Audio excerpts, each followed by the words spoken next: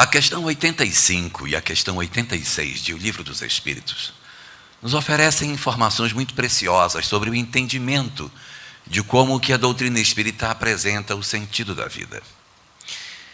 Na questão 85 é apresentada a informação de que o mundo real, verdadeiro e primitivo é o mundo espiritual e que o mundo material não tem a mesma importância do mundo espiritual, porque o mundo espiritual é um mundo pré-existente a tudo e que evidentemente vai sobreviver a todas as questões. E na questão 86, Allan Kardec insiste nessa direção e pergunta dos espíritos se o mundo material poderia deixar de existir por algum motivo. E os espíritos dizem que sim, que o mundo material não é tão importante, porque a vida verdadeira não é a vida na matéria. A vida é a vida no mundo espiritual. A essa informação de que o mundo verdadeiro é o mundo dos espíritos, se soma um segundo ponto muito interessante que a doutrina espírita também apresenta, quando nos fala que não só a vida verdadeira é do lado de lá, mas que também nós podemos evoluir no mundo dos espíritos. Sim, é plenamente possível que um espírito desenvolva as suas habilidades, que ele evolua, que ele cresça, apenas estando no mundo espiritual. Basta nós observarmos André Luiz no capítulo 1 do livro Nosso Lar e observarmos o mesmo espírito no último capítulo da obra, no capítulo 50, para nós percebermos a mudança que André Luiz conseguiu fazer no curso dessa primeira obra. Como também, se nós nos debruçarmos no livro Memórias de um Suicida e observarmos o perfil que é apresentado no começo da obra, especificamente tratando do suicídio de Camilo Botelho, e 52 anos depois, observarmos Camilo no término da obra, nós vamos ter a certeza de que sim, é possível evoluir no mundo espiritual. Então, ora. Se o mundo real e verdadeiro é o mundo do lado de lá, e o mundo do lado de cá não tem a mesma importância do mundo espiritual, e se nós podemos evoluir no mundo espiritual, cabe uma pergunta nesse momento. Se isso tudo é verdade, então por que a gente vem? Porque se eu posso evoluir lá, e lá, na verdade, eu teria condições de ter a vida plena e verdadeira, o que nós estamos fazendo do lado de cá, que não é a vida real? O que justifica que nós tenhamos essa experiência da chamada encarnação? E a mesma literatura espírita vai nos apontar que o objetivo que nós temos durante a encarnação não é que a gente só evolua na matéria, é porque nas condições de encarnado nós temos uma condição muito mais plena de saber quem verdadeiramente nós somos. Porque no mundo espiritual, nós podemos nos iludir sobre aquilo que verdadeiramente somos.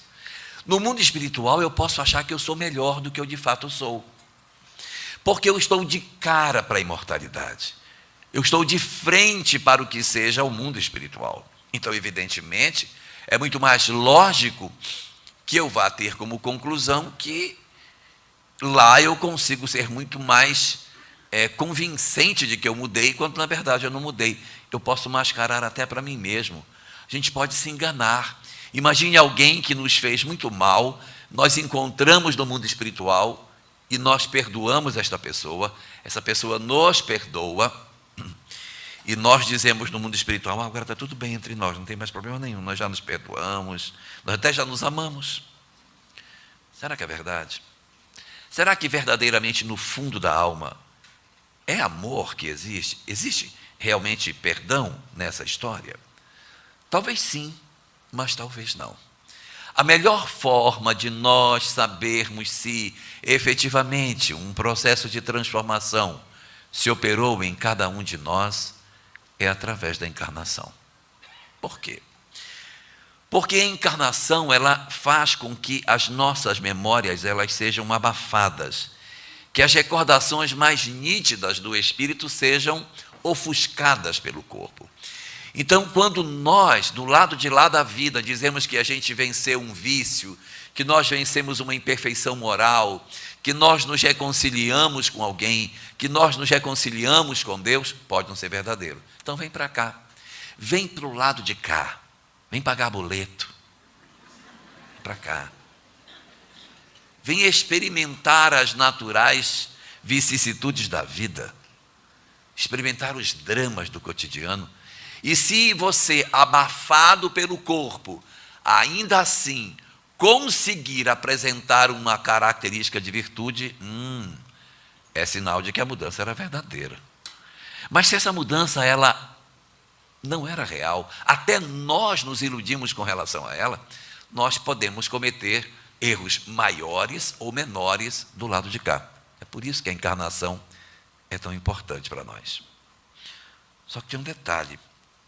Quando a gente reencarna, nós não caímos num cofre fechado, lacrado, ou numa masmorra, que a gente está encerrado dentro de um corpo, sem contato com nada do mundo espiritual. Isso também não é verdade. Se nós pudéssemos comparar o corpo com uma prisão, não é uma masmorra, porque a masmorra você não vê a luz do sol. Seria uma cela mesmo, né? Uma cadeia, porque na cadeia tem uma janela aonde você vê um quadradinho do céu na cela onde você está. E é aí que entra um aspecto muito importante no nosso processo da vida material. Porque Deus poderia ter constituído um corpo para que nós habitássemos e dissesse para nós: está aqui o corpo, agora você vai e você vai resolver sua vida no corpo que eu vou te dar. E fosse um corpo sem nenhuma possibilidade de perceber o mundo espiritual. Seria muito complicado se isso fosse assim. Então, nós temos uma janela na nossa cela. Nós temos uma pequena abertura através da qual nós contemplamos o mundo espiritual. Essa janela se chama mediunidade. A mediunidade é, na verdade, a abertura que Deus faz na prisão em que estamos encerrados, para que as nossas visões do mundo material não nos comprometam em termos de sucesso. Existem, na verdade, 3 grandes razões pelas quais a mediunidade nos visita e nos faz ter essa compreensão da existência do mundo espiritual. A primeira das razões é para que nós nunca esqueçamos que a vida continua. Que nós tenhamos sempre a compreensão de que a morte não é o término da vida. Ela pode ser o término da existência, mas ela não é o término da vida. Porque, através da mediunidade, eu teria a possibilidade de ver que a vida continua. Eu percebo através dela esse tipo de instrumento. Então, ela é muito importante para que eu saiba que, existindo a vida espiritual, eu não enlouqueça com a vida material. Para que a vida material não nos seduza, não nos fascine, não nos embriague, não nos cegue, nos impedindo de perceber a majestade daquilo que seja a vida verdadeira. Então, a mediunidade nos é entregue para quê? Para que eu diga: não tem só o mundo material, tem o mundo espiritual também. Existe vida do lado de lá. Isso é muito importante. Para que nós tenhamos força moral para suplantarmos os desafios que a existência nos oferece. Isso é bastante razoável. E uma segunda razão pela qual também essa mesma mediunidade nos é oferecida é para que o fio condutor que nos liga aos nossos mentores não se rompa.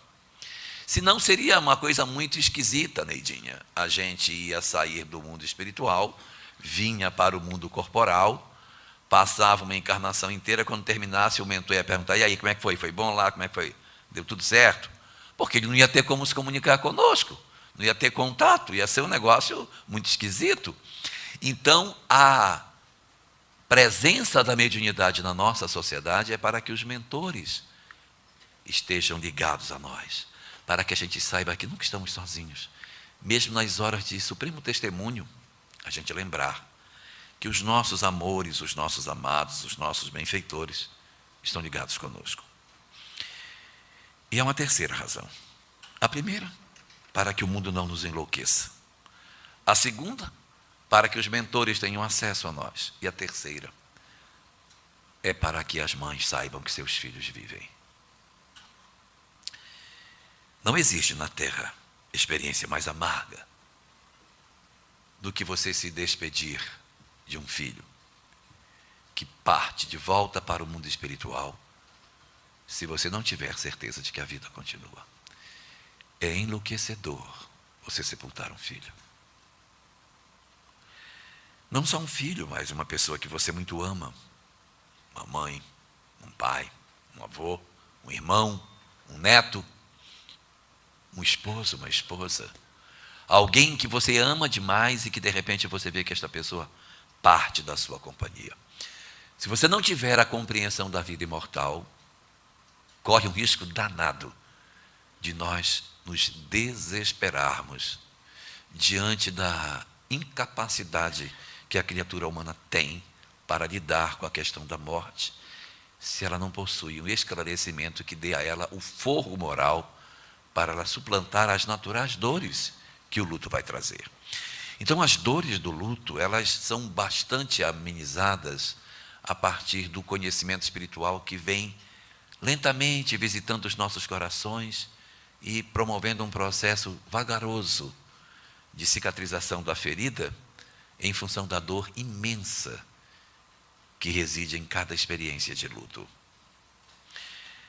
E exatamente para que isso nunca deixasse de estar presente na nossa sociedade, o nosso governador planetário fez isso desde o princípio, sabendo da importância da compreensão de que a vida continua, sabendo da importância de saber que a vida espiritual é muito mais importante do que a vida material, que os nossos mentores precisam ter acesso a nós e que os nossos corações sangram diante das experiências do luto. O nosso governador movimentou os seus mensageiros desde o início da nossa civilização para trazer a nós a notícia de que a vida continua. A informação de que a vida continua está presente na Terra desde a pré-história. Sim, desde a pré-história nós já sabíamos disso. Quando nós visitamos alguns sítios arqueológicos, nós vemos que algumas das experiências que esses sítios possuem, eles nos mostram pessoas sepultadas junto com seus objetos. Porque você vai sepultar um morto com seus objetos, ele está morto. Porque você coloca tigela junto do morto. Por que os mortos são sepultados em posição fetal? Por quê? É porque desde a pré-história já se tinha a compreensão pela mediunidade de que a vida continuou. Eles viam os espíritos, eles viam seus parentes, havia, naquelas expressões ainda bastante rudimentares de mediunidade, a comunicabilidade com os espíritos, e então os médiuns da época diziam, não, eu vi, ele apareceu para mim, ele esteve comigo. E essas experiências formaram na criatura humana a ideia da imortalidade da alma. E isso vem atravessando a pré-história, invadindo a história. No Egito Antigo, as pirâmides eram construídas por quê? Porque é bonito. Porque o faraó vai voltar à vida. O corpo dele tem que ser embalsamado, porque ele vai voltar a viver. Na Grécia, nos oráculos, onde as pitonisas traziam informações, o que estava ali, o que acontecia nas revelações que se davam dentro dos vários templos onde as pitonisas, as sibilas, traziam suas informações. Era também a comunicação com o mundo espiritual e a compreensão de que a vida continua. Essa mesma informação nós vamos encontrar até mesmo dentro do texto judaico. Existe um livro que não faz parte do texto protestante, mas ele faz parte do texto católico. A Bíblia católica tem 7 livros a mais do que a Bíblia protestante, e um desses livros são os livros de Macabeus. São 2, Macabeus 1 e Macabeus 2. No segundo livro de Macabeus, no capítulo 12, a partir do versículo 42 até o final, Judas Macabeu vê uma série de soldados que haviam falecido num combate e vê que esses soldados traziam ídolos pendurados nas suas vestes. E diz, olha, por isso que eles morreram em pecado, porque adoravam ídolos, não deveriam adorar. Então nós vamos orar por eles, para melhorar a condição deles no mundo espiritual. Então, nessa oportunidade, aparece a janela pela qual a própria Igreja Católica tem a ideia da oração pelos mortos, baseado na ideia de que é possível orar por aqueles que já morreram para alterar a sua condição. Esse livro não está na Bíblia protestante, portanto, este raciocínio não aparece nas igrejas reformadas. Mas a Igreja Católica tem a missa do sétimo dia, a missa de 30 dias, a missa de 1 ano, etc. E o judaísmo não é diferente também, possui não a missa, mas as cerimônias onde se ora pelos mortos com bastante regularidade, na expectativa de mudar a sorte daqueles que desencarnaram em uma condição não tão satisfatória. Então, a ideia de que havia, por esse propósito das religiões, uma possibilidade de transformar as nossas vidas, foi uma coisa muito importante para a construção da nossa sociedade. E é interessante nós observarmos que os vários mensageiros que estiveram entre nós, eles podem não ter falado a mesma coisa sobre Deus. Alguns disseram que os deuses são vários, outros disseram que o Deus é único, outros nem falaram sobre a existência de um Criador, não trazem notícias sobre a ideia intrínseca de Deus. Então, eles divergem de alguma forma sobre essa questão da imortalidade, da existência de Deus. Mas com relação à imortalidade, não há divergência. A imortalidade da alma é a verdade mais repetida ao longo de toda a história da humanidade. Nunca se repetiu tanto uma frase nos meios religiosos do que "e a vida continua". Deuses podem ser vários, pode ter um só até hoje, tem religiões que são politeístas, mas a vida continua, ou seja, esse é o pilar mais fundamental de todas as religiões, mais fundamental do que a própria questão do Criador, o que é muito surpreendente. Mas a compreensão de que a alma é imortal é um fator extremamente importante. Buda, Krishna, Sócrates, Platão, Pitágoras, Hermes Trismegisto, Orfeu, a Cabala, os Vedas, o Mahabharata, todos falavam a mesma coisa. Todos falaram da imortalidade da alma. Mas tem um que falou diferente. Porque ele falou sobre a imortalidade da alma e provou que ela existe. Porque de todos aqueles grandes missionários que estiveram entre nós, trazendo informações espirituais, o único que apareceu depois da morte foi Jesus. Só ele. Os outros não aparecem para seus discípulos. Mas o Cristo tem essa singularidade. Depois da sua crucificação, 3 dias depois, ele reaparece entre seus discípulos e vai ficar um período de 40 dias ainda convivendo com eles. Essa presença do Cristo ressurreto, ela tem um impacto tão profundo no cristianismo que, meu Deus, muda a história do cristianismo. Porque os seus discípulos eram todos muito temerários, todos tinham muito medinho. Tinham medinho da morte, tinham medinho de tudo. Depois que o Cristo aparece, que eles veem que a vida continua, eles perdem completamente o medo da morte. E você vai perceber os discípulos preocupados com uma série de coisas. Pregaram o evangelho, vão matar, que mate, vamos pregar, porque eu sei que eu vou viver. Então a crença, a certeza da imortalidade contamina o cristianismo de tal forma que os cristãos descem aos circos do martírio sem preocupação. O problema vai me comer, mas vou viver para sempre. Paulo de Tarso chegaria a dizer na sua epístola aos Coríntios, capítulo 15, verso 55, morte, ó morte, onde está o teu aguilhão? Não é, professor Severino? Morte, ó morte, onde está o teu aguilhão? A morte teria perdido o seu poder de ameaçar, de amedrontar o homem, porque nós estaríamos, então, dentro de uma condição de tranquilidade em função do fato de que a vida continua. Eu acho que na hora que isso aconteceu, eu penso que quando o fenômeno do cristianismo, isso sou eu pensando, o fenômeno do cristianismo se deu, Deus e os cristãos desciam nos circos e aquela coisa, aquela fé inflamada, eu acho que os auxiliares do Cristo devem ter feito uma festa. Conseguimos!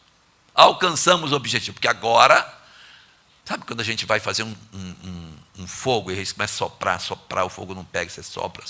Aí de repente, pegou, aí ele vai pegar. Eu acho que eles tiveram essa mesma sensação, agora sim, agora vai. Mas não pegou. o fogo apagou.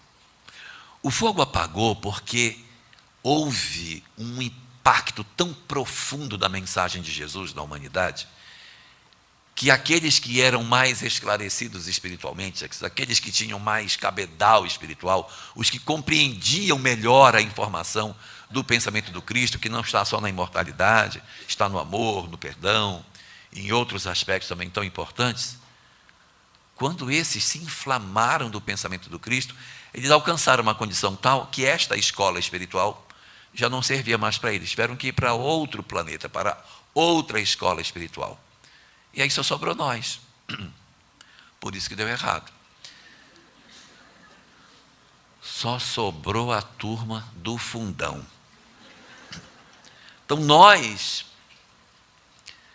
fizemos tanta bobagem em nome da fé. Porque é uma coisa impressionante. O Cristo nos lega um conhecimento fantástico, que já vem de uma semeadura de milênios. Então as pessoas nasceram na Grécia, na Índia, na China, no Egito, pode nascer onde quiser, levou a informação da imortalidade da alma, não tenha dúvida. Nasceu na terra, pegou a informação da imortalidade da alma. Depois de várias experiências sucessivas sobre a imortalidade, visitando várias religiões, cai nas mãos do cristianismo. E o cristianismo não simplesmente fala, mas comprova a imortalidade. Daí, essas almas acordaram e simplesmente demandaram do planeta.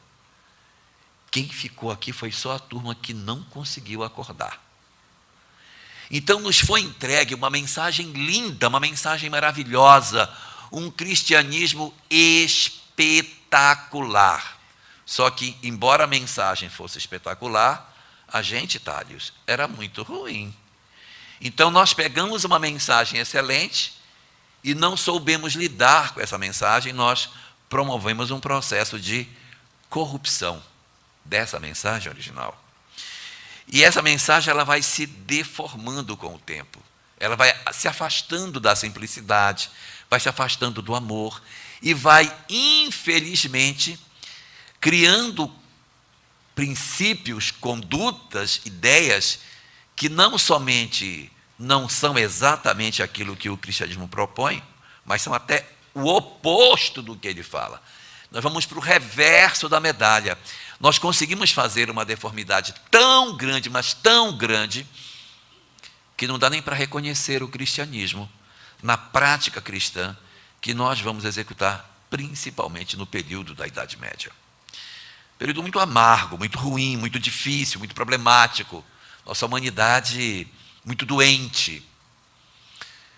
Fazemos guerras, matamos pessoas em nome da fé, torturamos, confiscamos bens. E isso por um período longo, não é um período pequeno, não. A gente vai fazer isso por muitos séculos. Uma boa conta daria 1464 anos de perturbação. Então é muito tempo, são muitos séculos vivendo esse tipo de situação, até que chega a um ponto em que uma semente de revolta começa a se formar dentro de nós. A humanidade começa a agasalhar a ideia de que aquilo esteja errado. Mas confrontar a religião era muito perigoso, porque quem contestava ia para a fogueira. Então você precisava ter uma força para fazer isso. Então, como diz Kardec no comentário da questão 683 de O Livro dos Espíritos, as ideias elas germinam durante séculos. E quando elas se rompem de súbito, parece que houve uma explosão, mas não é verdade. Elas já vêm sendo gestadas há muito tempo dentro de cada um de nós. E foi exatamente isso que aconteceu. Houve o gestar da ideia de que a humanidade não poderia mais ficar onde estava. E nessa hora, alguns elementos se juntaram para compor uma coisa bastante explosiva que nós tivemos naquele período. Quando a gente quer fazer pólvora, a gente junta 3 elementos: sal, salitre e enxofre. Isso faz a pólvora. E nós juntamos 3 ingredientes e a coisa foi explosiva. De um lado, nós tínhamos a fé intolerante, ignorante, bruta, deformada, deturpada. Isso era um problema que a gente tinha. E um segundo problema também nós tínhamos, uma empáfia do saber, uma vaidade do conhecimento, uma crença de que nós éramos detentores de todas as verdades. E um terceiro, que foi o início da chamada transição planetária, a chegada de muita gente perturbada no planeta. A gente sempre foi perturbado, mas no período da transição planetária conseguiu ficar pior ainda. Vocês sabem que durante o período fora da transição planetária, isso é uma imagem, isso não é literal, tá?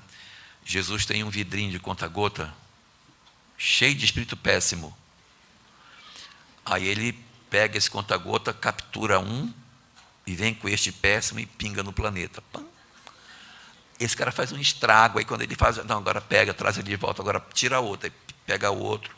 Então ele sempre fez assim, abre o vidrinho, pega aqui, pega um e pinga na terra. Porque se vier muitos, perturba muito, então tem que ser um por vez. E quando eu falo que eles são péssimos, não é o cunhado não, é gente difícil mesmo. É difícil mesmo.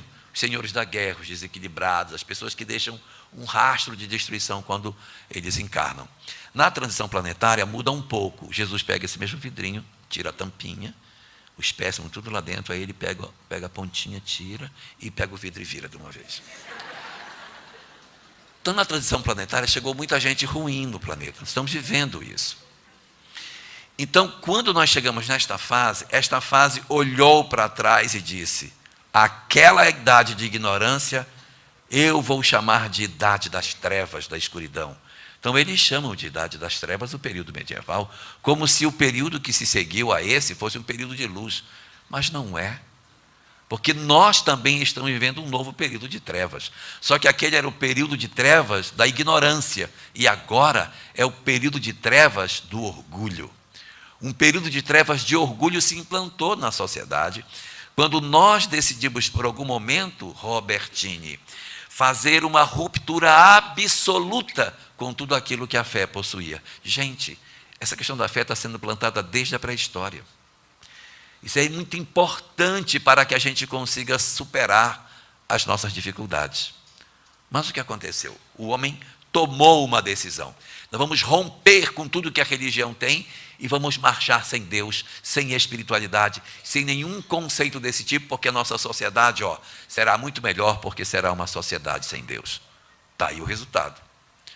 Nunca tivemos tanto suicídio, tanto desequilíbrio emocional, tantos lares em desalinho, tanta loucura, tanta perversidade, que nos surpreende muitas vezes, porque o homem, sem a compreensão da imortalidade, ele enlouquece. E o nosso governador planetário, ele não deixaria que isso ficasse assim. Então, logo que acontece essa movimentação da ruptura com a fé, que vai se dar no marco temporal ali na Revolução Francesa, que é o que está colocado no livro A Gênese, capítulo 18, no item 7, quando os Espíritos afirmam que a transição planetária começou há quase um século. Em relação àquele livro, vocês façam a conta em casa, vocês vão ver que quase um século, o evento mais importante que a gente tem é a Revolução Francesa, pela ruptura que ela faz, pela quebra de conceitos que ela nos apresenta. Então, ali, nós vamos ter uma mudança muito brusca na sociedade e o mundo sai de uma treva da ignorância para a treva do orgulho. Uma movimentação extremamente infeliz que destruiria todos os planos do governador. Ele então se apressa e realiza aquilo que nós temos a informação no livro O Espírito e o Tempo, de Herculano Pires, como a chamada invasão organizada. Uma quantidade enorme de pesquisadores, cientistas, estudiosos e de médiuns renascem no planeta nessa janela da virada do século XIX para o século XX, estudando vários aspectos da imortalidade da alma.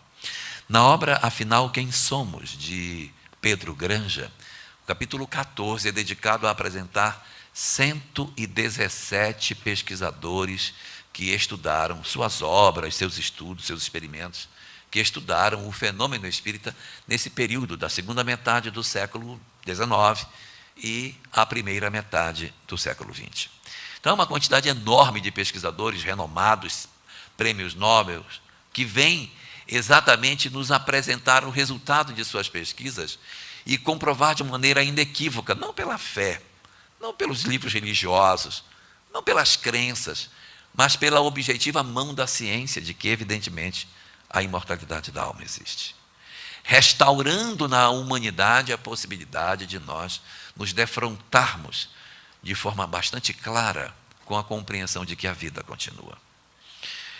Após os experimentos do século XIX, apoiados em grandes médiuns do passado, como, por exemplo, Florence Cook, Eusápia Palladino, Daniel Douglas Home, Elizabeth Hope,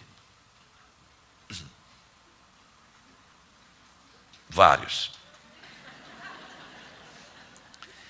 trouxeram para nós a possibilidade de que nós tivéssemos a clareza de que a vida continua, mas os fenômenos não ficaram aí, porque o século XX nos trouxe outra modalidade comprobatória da imortalidade, as cartas consoladoras, aonde você, pegando a página de um filho, de uma mãe, de um pai, você reconhece seu filho naquele texto, você compreende que a vida continua, você tem a chance de aquecer seu coração, porque o médium não poderia saber aquilo, ninguém poderia saber notícias, estilo, forma de colocar, coisas fantásticas.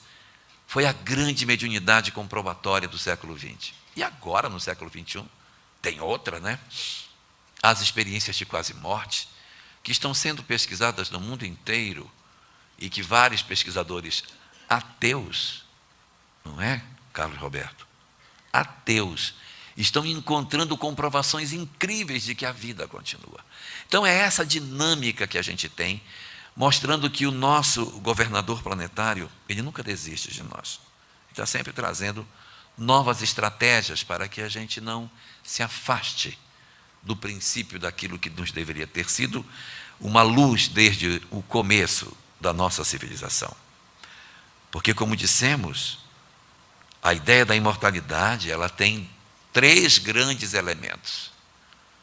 A primeira delas é para não deixar com que o mundo material nos iluda. Não há mais nada para dizer aos espíritas sobre isso. Nós já recebemos todas as mensagens que poderíamos ter de que a vida continua.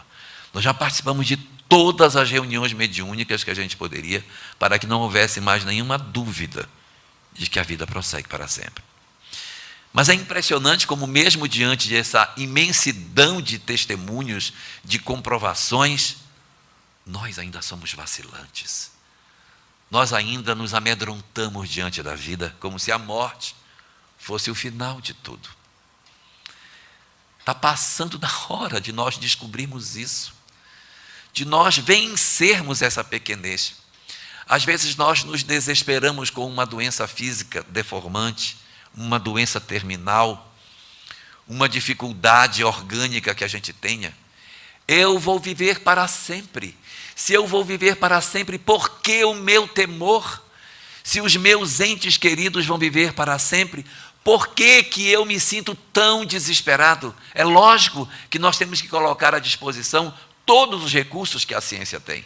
E é justo que nós choremos, que nós choremos, que nós nos incomodemos com a partida dos nossos entes queridos. Mas nunca será razoável que nós nos desesperemos. Nós temos o direito ao luto, o direito até de deprimir com relação ao luto, mas nunca de nos desesperarmos pela compreensão que a vida nos oferece. Que as coisas que a vida nos traz não roubem de nós a serenidade. Uma doença, um drama, um lar em desalinho, um casamento difícil. Lembremos que todas essas coisas são temporárias e que, num momento adequado, elas irão terminar. Evidentemente que, se é uma relação agressiva, violenta, que transpôs a fronteira do razoável, vale a pena uma reflexão sobre a sua continuidade ou não. Mas os relacionamentos que não possuem isso, não possuem violência, aspereza, mas que a gente sente que está cansado, a gente precisa rever, pela leitura espiritual que nós temos. Que os nossos laços de família que estão esgarçados, cansados, quase rompidos, que a gente estreite esses laços, que a gente compreenda o sentido da vida imortal. Nós não podemos agir como se nós não conhecêssemos aquilo que sabemos. Isso é fundamental para que a gente atravesse a existência sem os temores que a vida tem. Assim também, essa mesma imortalidade vem nos contar que os nossos mentores nos ajudam. Sim, os nossos mentores estão conosco. Nós temos que perder um pouco mais desse temor do amanhã, desse temor do que vai acontecer, dessa sensação de que estamos sozinhos, de que Deus nos abandonou, que a nossa vida está muito ruim. Se nós temos a compreensão que a vida espírita nos oferece, nós não podemos nos acumpliciar com o desespero. Nós temos que voltar a ter essa conexão com o divino e relembrarmos que o Senhor governa as nossas vidas. Nós já tivemos tantas existências, já fomos pobres, fomos ricos, fomos piratas, fomos senhores, sentamos em tronos, não temos uma moeda do que passou. Por que esse desespero em ter as coisas que a gente não vai guardar para o amanhã? Então é preciso que a gente esteja atento para tudo isso.